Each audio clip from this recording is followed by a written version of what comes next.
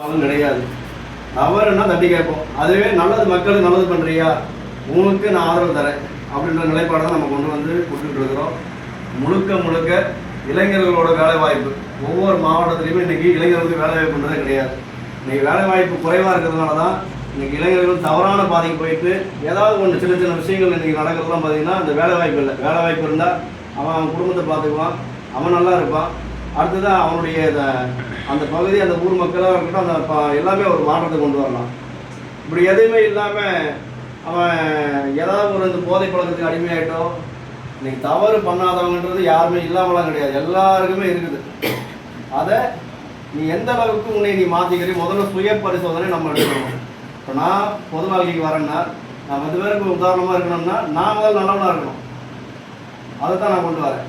அந்த மாதிரி தான் எடுக்கணும். இன்றைக்கி அமைப்பில் சேர்க்கணும், அமைப்பில் வந்து ஸ்ட்ரென்த்தை காட்டணும், இன்றைக்கி நம்ம போகும்போது 10-50 கார் பின்னாடி வரணும், இதெல்லாம் வந்து அரசியல் நம்ம அமைப்பில் கிடையாது. நம்ம சக மனிதனாக மக்களோட மக்களாக வந்து பயணம் பண்ணணும், மக்களோட இணக்கமாக இருக்கணும். மக்களுக்கு என்ன தேவை, இந்த பகுதியில்